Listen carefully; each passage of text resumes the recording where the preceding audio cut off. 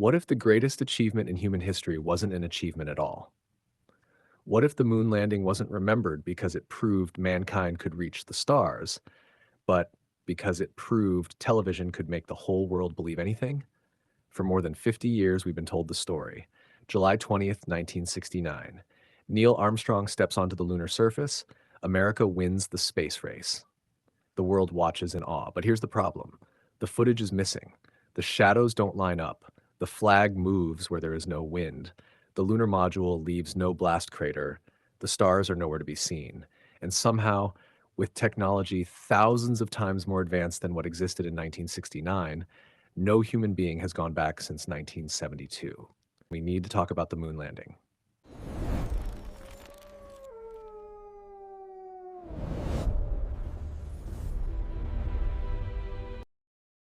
This documentary contains limited portions of copyrighted material used for the purposes of commentary, criticism, analysis, education, and research. All third-party content is used in a transformative manner and is believed to qualify as fair use under Section 107 of the U.S. Copyright Act of 1976. If NASA really went to the moon in 1969, then why, with more than 50 years of technological advancement, have we never gone back? This isn't just some wild conspiracy theory. This is a breakdown of evidence, inconsistencies, government lies, and media manipulation that all point to one shocking possibility: the moon landing was staged. In this episode of History They Don't Teach in School, we're going to expose the cracks in NASA's story, dig into the political motives behind the mission, reveal who actually had the power to fake it, and explore why they might have done it in the first place. Buckle up. This one's going to shake your trust in everything. Let's rewind the clock to the 1960s. The Cold War was in full swing. The United States was locked in a fierce space race with the Soviet Union. After the USSR launched Sputnik in 1957 and sent the first man, Yuri Gagarin, into space in 1961, America looked weak, embarrassed, and behind. President John F. Kennedy gave his famous 1962 speech, promising that America would land a man on the moon before the decade was out. We choose to go to the moon in this decade and do the other things, not because they are easy, but because they are hard. It was a bold goal, especially considering that, at the time, the United States hadn't even figured out how to dock two spacecraft in orbit. Yet somehow, just 7 years later, with computers less powerful than a modern digital watch, NASA supposedly pulled off the greatest technological achievement in human history. Let's look at the problems. The first red flag is the footage itself. NASA says they lost the original Apollo 11 moon landing tapes. Gone. Erased. Overwritten. Seriously? You're telling me NASA, the most advanced space agency in the world, just lost the most important footage ever recorded? But here's where it gets even worse. The video the world watched on July 20th, 1969, wasn't even a direct broadcast from the moon.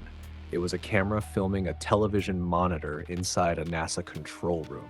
In other words, it was a copy of a copy, a degraded image of the original signal.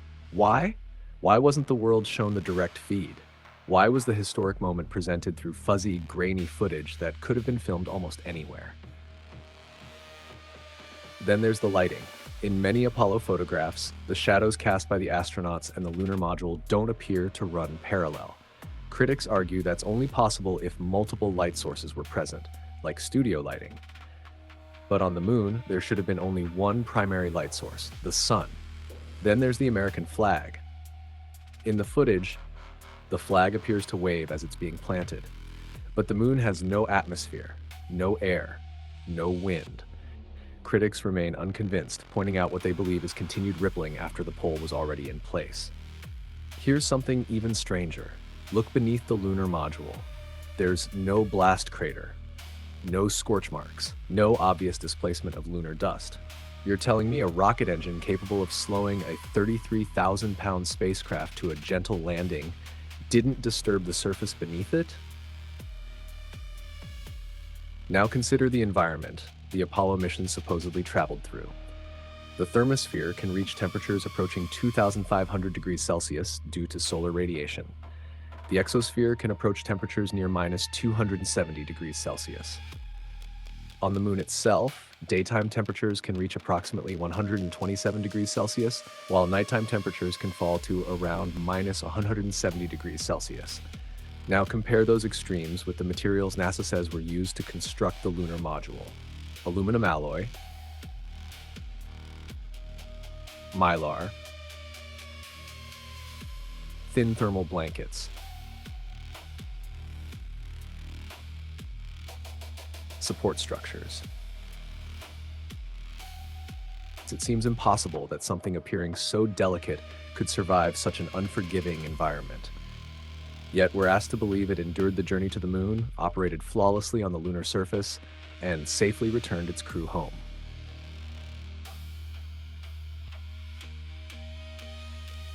Then there's the Van Allen radiation belts. Massive regions of intense radiation surround the Earth. Any crew traveling to the moon would have needed to pass through them. Yet, the Apollo spacecraft contained relatively thin aluminum walls and comparatively limited radiation shielding. And here's where the story becomes even more controversial. Modern NASA engineers have openly acknowledged that sending humans beyond low Earth orbit presents significant challenges because of radiation exposure. As we get further away from Earth, we'll pass through the Van Allen belts, an area of dangerous radiation. We must solve these challenges before we send people through this region of space. Statements like that leave many people asking a simple question. If those challenges still exist today, how were they successfully overcome in 1969? But we're also really pushing the boundaries in terms of where we're going forward with exploration. I think humans are naturally driven to do this, and this is really the beginning, I think, of human beings leaving low Earth orbit. I certainly plan on being around to see that. Right now, we only can fly in Earth orbit. That's the farthest that we can go. We only can fly in Earth orbit. That's the farthest that we can go. And this new system that we're building is going to allow us to go beyond and hopefully take humans into the solar system to explore. So the moon, Mars, asteroids, there's a lot of destinations that we could go to, and we're building these building block components in order to allow us to do that eventually. So how did we magically solve that in 1969 and then forget how? Then comes one of the most debated statements NASA has ever made. Former NASA officials have said that the technology used to reach the moon no longer exists. Go to the moon in a nanosecond. The problem is we don't have the technology to do that anymore.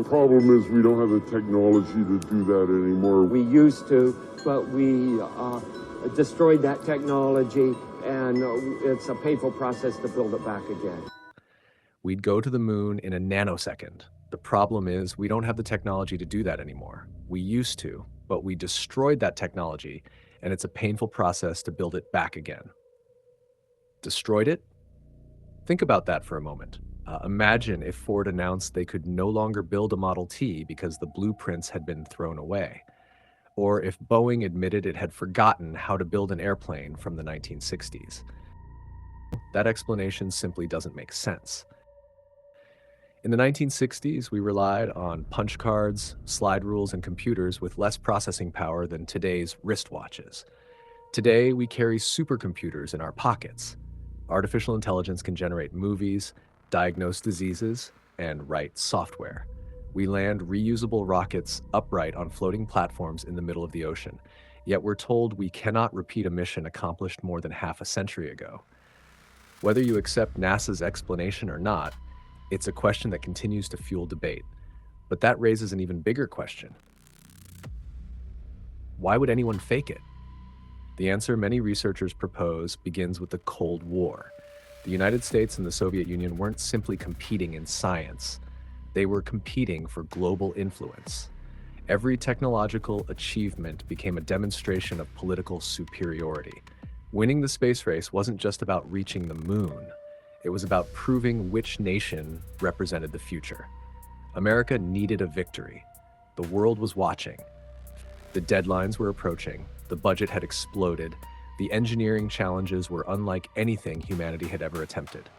One catastrophic failure, broadcast live across the world, would have been devastating. The solution was simple. Create the appearance of success. Win the propaganda battle.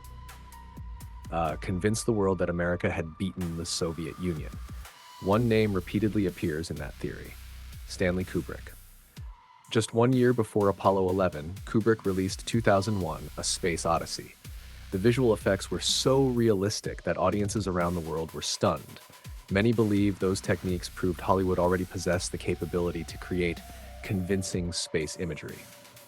Some argue Kubrick secretly assisted NASA in filming the moon landing. Others point to supposed hidden clues in his later film The Shining, including an Apollo 11 sweater worn by a child and a carpet pattern some believe resembles a launch pad. Supporters see symbolism. Even without Kubrick, critics argue the United States had everything necessary to carry out such an operation: the funding, the technology, the motive, and, perhaps most importantly, control of the media narrative. The moon landing wasn't merely a scientific mission, it was psychological warfare. It was about perception, about convincing the world that America had won not only the space race, but the battle for technological dominance. Now consider another detail that many people overlook.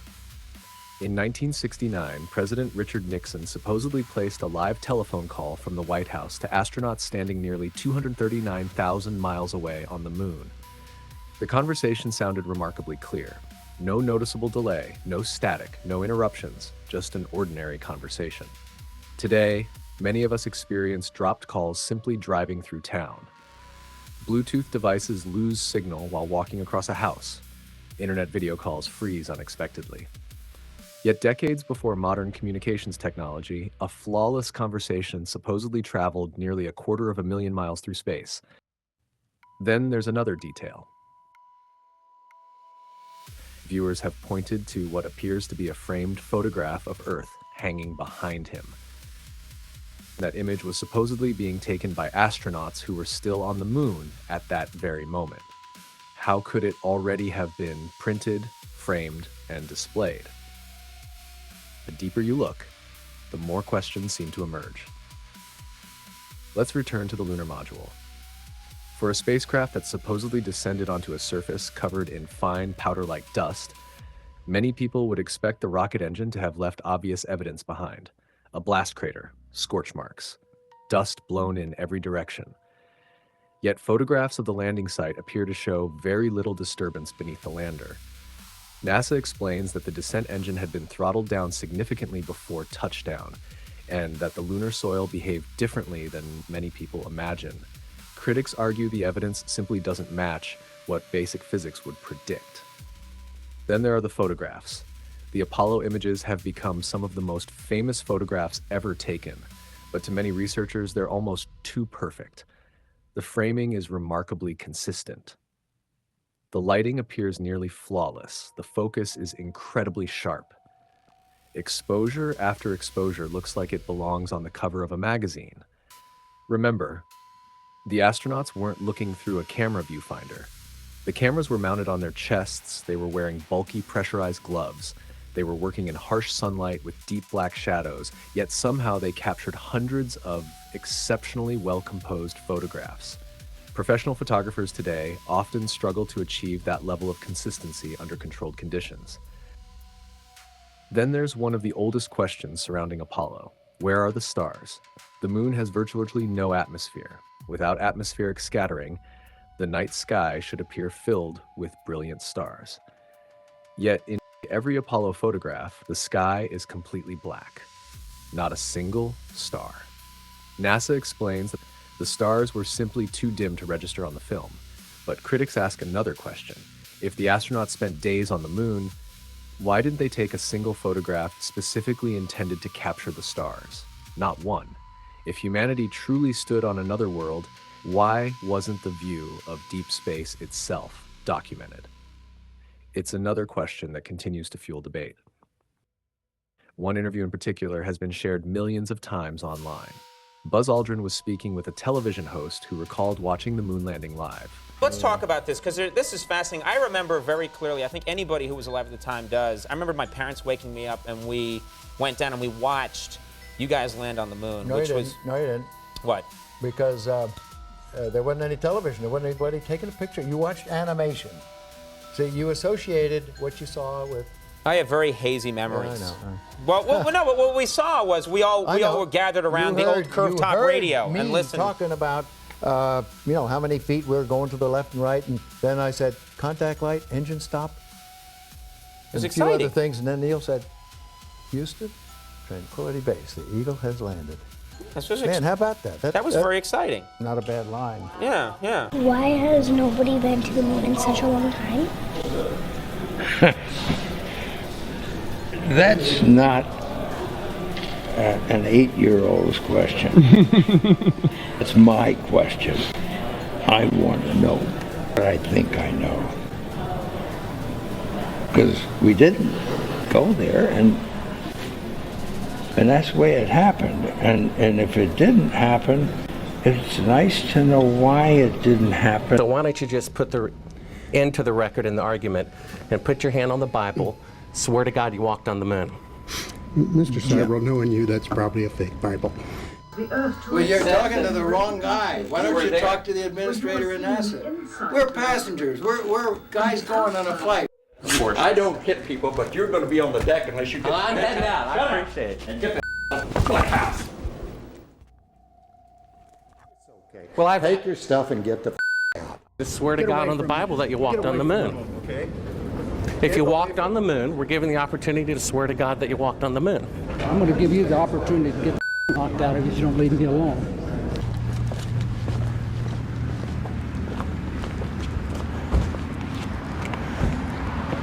Mr. Seibel, you do not deserve answers. If you show this publicly, you're open for a lawsuit. Okay? Maybe even the astronauts have started to crack. Security is going to be a very big factor with respect to space and space exploration. At some point in the future, we're going to look back and say, how did we do it without space? The Vice President will serve as the Council's. The future of American space leadership, we're going to lead again. It's been a long time. It's over 25 years. Today, we're taking a crucial step to secure America's future in space by reviving the National Space Council after it has been dormant almost 25 years, if you can believe it. Today's announcement sends a clear signal to the world that we are restoring America's proud legacy of leadership in space. Mr. Armstrong, I do realize that when you were on the moon, you had very little time for gazing upwards. But could you tell us something about what the sky actually looks like from the moon, the sun, the earth, the stars, if any, and so on? The sky is a deep black when viewed from the moon, as it is when viewed from cislunar space, the space between the Earth and the moon. The Earth is the only visible object other than the sun that can be seen, although there have been some reports of seeing planets. I myself did not see planets from the surface, but I suspect they might be visible. The Earth is quite beautiful from space and from the moon. It looks quite small and quite remote, but it's very blue and covered with white lace and of the clouds, and the continents are clearly seen. Throughout this documentary, I've presented what I believe is compelling evidence that the Apollo moon landings were not what we've been told. We've examined the Van Allen radiation belts, the unusual shadows in the photographs, the flag appearing to move in a vacuum, the lack of visible stars, the minimal disturbance beneath the lunar module, and the extraordinary communications technology that supposedly existed at the time.